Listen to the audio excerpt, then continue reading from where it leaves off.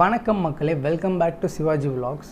So எனக்கு இன்ஸ்டாகிராமில் வந்து ஒரு பையன் வந்து கோயம்புத்தூர்லேருந்து மெசேஜ் பண்ணியிருந்தான். என்னென்னா, ப்ரோ நம்ம வந்து கேட்டில் எவ்வளோ மார்க் எடுத்தால் நம்ம பாஸ் பண்ணலாம் அப்படின்னு சொல்லி அவர் கேட்டிருந்தார். ஸோ அவருக்கு எக்ஸ்பிளைன் பண்ணுற வீடியோ தான் இது. ஸோ நம்ம கேட்டில் எவ்வளோ மார்க் எடுத்தால் நம்ம பாஸ் பண்ணலாம் அப்படின்னு தான் இந்த வீடியோவில் பார்க்க போகிறோம். ஸோ வாங்க வீடியோக்குள்ளே போகலாம்.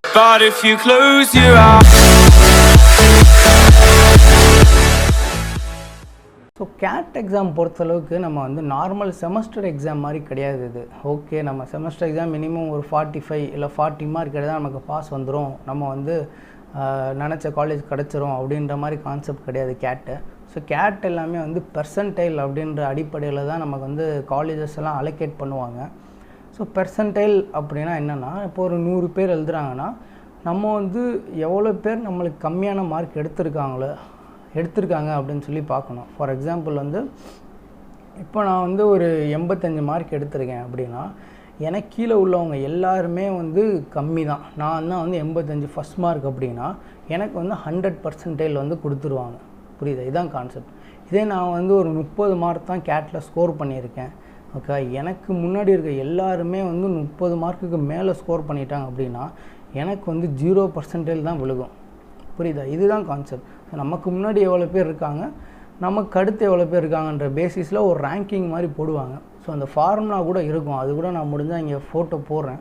ஸோ இந்த ஃபார்முலா பேசிஸில் தான் வந்து நமக்கு வந்து பெர்சன்டைல் அப்படின்றது வந்து நமக்கு அலோகேட் பண்ணுவாங்க. ஃபஸ்ட் நம்ம அதை தெரிஞ்சுக்கணும். ஸோ அதை தெரிஞ்சுக்கிட்டு நெக்ஸ்ட்டு வந்து நம்ம என்ன கேட்டகரின்னு சொல்லி பார்க்கணும். இப்போ ஃபார் எக்ஸாம்பிள் வந்து நான் ஜென்ரல்னு வச்சுப்போம், நான் வந்து ஜென்ரல் கேட்டகரி, எனக்கு வந்து ஒரு ஐஏஎம்லேருந்து எனக்கு வந்து கால் வரணும். அப்போ நான் வந்து மினிமம் எவ்வளோ பர்சன்டேஜ் நான் வந்து ஸ்கோர் பண்ணணும் அப்படின்னு கேட்டிங்கன்னா, மினிமம் ஜென்ரலுக்கு வந்து எல்லா ஐஎம்ஸ் வந்து 92% எல்லாம் வந்து மினிமம் கட் ஆஃபாக வச்சுருக்காங்க. ஸோ 92% எடுத்தால் தான் அவங்க வந்து கால் பண்ணுவாங்க. இது ஓவரால். செக்ஷன் வைஸுமே பார்த்தீங்கன்னா நீங்கள் ஆவரேஜாக ஒரு 70% வச்சுக்கோங்க. எல்லா செக்ஷன்லையுமே வந்து நீங்கள் 70% எடுக்கணும். ஓவரால் 92% எடுக்கணும். எடுத்தால் தான் உங்களுக்கு ஐஏஎம்ஸ்லேருந்து கால் வரும். ஓகேவா? 92% எடுக்கிறதுக்கு இந்த வருஷம் படி எவ்வளோ மார்க்னா மினிமம் ஒரு 50 மார்க்ஸ் வந்து நீங்கள் ஸ்கோர் பண்ணியிருக்கணும். ஓவரால் 50 மார்க் நீங்கள் ஸ்கோர் பண்ணியிருந்தீங்கன்னா உங்களுக்கு வந்து 92% வந்துடும். உங்களுக்கு வந்து ஐஏஎம்ஸ்லேருந்து கால் வரும். ஸோ ஜென்ரல் கேட்டகரினா மினிமம் 50 ஸ்கோர் பண்ணணும். இப்போ நீங்கள் வந்து இதே ஓபிசி கேட்டகரியில் இருந்தீங்க அப்படின்னா உங்களுக்கு வந்து பேபி ஐஎம்ஸ் லைக் ஜம்மு போத்கயாலேருந்து உங்களுக்கு கால் வர்றதுக்கு மினிமம் வந்து ஒரு 74% எடுக்கணும். 74% எடுத்திருந்தீங்கன்னா உங்களுக்கு வந்து கண்டிப்பாக வந்து ஜம்மு போத்கயாலேருந்து உங்களுக்கு கால் வரும். அதான் சாப் ப்ராசஸ்ன்னு சொல்லுவாங்க. அந்த ப்ராசஸ் பிரகாரம் உங்களுக்கு கால் வரும். இதே நீங்கள் நியூ ஐஎம்ஸ் வந்து கால் வரும்னா ஒரு 80% எடுத்துருந்தீங்கன்னா உங்களுக்கு கேரண்டீடாக கால் வரும்னு நம்ம சொல்லிடலாம். 80%னால் இந்த வருஷம் மார்க் படி ஒரு 30 மார்க். ஓவரால் நீங்கள் வந்து 30 மார்க் ஸ்கோர் பண்ணியிருந்தீங்கன்னா உங்களுக்கு வந்து நியூ ஐஎம்ஸ், அதான் அந்த கேப் கால்ஸ் அப்படின்னு சொல்லி சொல்லுவாங்க, அந்த கால்ஸ் வந்து உங்களுக்கு கண்டிப்பாக வரும். நீங்களுமே எல்லா செக்ஷன்லேயுமே வந்து மினிமம் ஒரு 50% வந்து எல்லா செக்ஷன்லேயும் நீங்கள் ஸ்கோர் பண்ணியிருக்கணும். விஆர்சி, டிஎல்ஆர், குவான்ஸ் மூணுலேயும் நீங்கள் 50% ஸ்கோர் பண்ணியிருக்கணும். ஓவரால் 80%க்கு மேலே ஸ்கோர் பண்ணிங்கன்னா உங்களுக்கு கண்டிப்பாக வந்து கேப் கால்ஸ் வந்து உங்களுக்கு வரும். இதே இடபிள்யூஎஸ் அப்படின்னா உங்களுக்குமே வந்து இதே தான். ஓபிசிக்கு என்னவோ அதே தான் வந்து இடபிள்யூஎஸ். ஆனால் ஒரு சில காலேஜுக்கு மட்டும் அவங்க வந்து கட் ஆஃப் ஜாஸ்தியாக வச்சுருக்காங்க. ஜாஸ்தினா இப்போ ஓபிசிக்கு 80னா இடபிள்யூஎஸ்க்கு சம்டைம் 85 அந்த மாதிரி கூட வச்சுருப்பாங்க. அது ஒரு சில காலேஜ் பொறுத்தும் மாறும். பட் மோஸ்ட்டாக ஓபிசி அண்ட் இடபிள்யூஎஸ் வந்து சேமாக தான் ட்ரீட் பண்ணுவாங்க. ஸோ அதை நீங்கள் புரிஞ்சுக்கோங்க.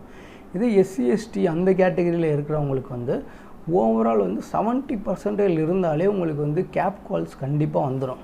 ஓகேவா? இந்த வருஷம் 10 ஐஎம்ஸு. ஸோ அந்த 10 ஐஎம்ஸ்லேருந்து உங்களுக்கு கண்டிப்பாக கால் வந்துடும்.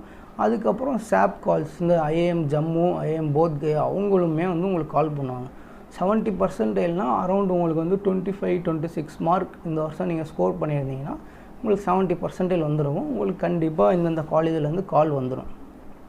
ஸோ இதுதான் வந்து மினிமம் வந்து இவ்வளோ மார்க் எடுத்திருந்தால் உங்களுக்கு வந்து கால்ஸ் வரும். ஓகேவா? பாஸ் ஃபெயில் அப்படின்றது எதுவுமே இல்லை. ஸோ அந்த மினிமம் எலிஜிபிலிட்டி க்ரைட்டீரியான்னு சொல்லி இருக்கும். இது இன்னும் நீங்கள் டீட்டெயிலாக பார்க்கணுன்னா இந்த வீடியோ கீழே வந்து ஒவ்வொரு ஐஎம்ஸோட செலெக்ஷன் அட்மிஷன் ப்ராசஸோட லிங்க் இருக்குது. நீங்கள் அதை கிளிக் பண்ணி போனீங்கனாலே அதிலே வந்து உங்களுக்கு எந்தெந்த காலேஜுக்கு எவ்வளோ கட் ஆஃப் எடுக்கணுன்ட்டு டீட்டெயிலாக அவங்களே சொல்லியிருப்பாங்க. ஸோ அது பர்சன்டேஜ் தான் போட்டிருப்பாங்க. அந்த பர்சன்டேஜ் நோட் பண்ணிவிட்டு இந்த வருஷம் கேட் 2023க்கு அந்த பர்சன்டேஜுக்கு எவ்வளோ மார்க் எடுக்கணும் நீங்கள் அது நெட்டில் just score versus percentage for 2023 GATE அப்படின்னு போட்டிங்கன்னா உங்களுக்கு வந்துடும், ஒரு ஃபோட்டோ மாதிரி வந்துடும். அதில் உங்களுக்கு தெரிஞ்சிடும் எவ்வளோ பர்சன்டேஜுக்கு எவ்வளோ மார்க் நம்ம ஸ்கோர் பண்ணோம் அப்படின்னு. ஸோ இது தெரிஞ்சுக்கிட்ட பிறகு உங்களுக்கு ஒரு கான்ஃபிடன்ஸ் வந்து இப்போ வரும். 30 மார்க்னால் சிம்பிளாக எவ்வளோ கொஸ்டின், இப்போ ஒரு கொஸ்டினுக்கு 3 மார்க்னால் ஒரு 10 கொஸ்டின் நம்ம கரெக்டாக எழுதினாலே நமக்கு வந்து 30 மார்க் வந்துடும். அப்போ அதுக்கேற்ற மாதிரி நீங்கள் வந்து ப்ரிப்பரேஷன் ஸ்டார்ட் பண்ணிக்கலாம். ஓகேவா? ஸோ இதுதான் வந்து பேசிக்ஸ். இதை நீங்கள் வந்து ஃபஸ்ட்டு நான் எப்படி ப்ரிப்பரேஷன் ஸ்டார்ட் பண்ணேன் அப்படின்னா, இந்த மாதிரி எனக்கு எந்த காலேஜ் போகணுன்னு சொல்லி நான் டிசைட் பண்ணிட்டேன். அந்த காலேஜுக்கு எவ்வளோ கட் ஆஃப் எடுக்கணும், ஓகேவா, அந்த எவ்வளோ பர்சன்டேஜ் எடுக்கணும், அந்த பர்சன்டேஜுக்கு ஆக்சுவல் மார்க் எவ்வளோ எடுக்கணும், அவ்வளோதான். இதை தெரிஞ்சுக்கிட்டு அப்போ ஆக்சுவல் மார்க் இப்போ நான் வந்து 90% எடுக்கணும்னு சொல்லி டிசைட் பண்ணியிருந்தேன். ஸோ 90%க்கு போன வருஷம் 50 மார்க் ஸ்கோர் பண்ணணும். ஸோ எனக்கு 50 மார்க் ஸ்கோர் பண்ணால் ஒரு 17 கொஸ்டின் கரெக்டாக எழுதணும். ஓகேவா?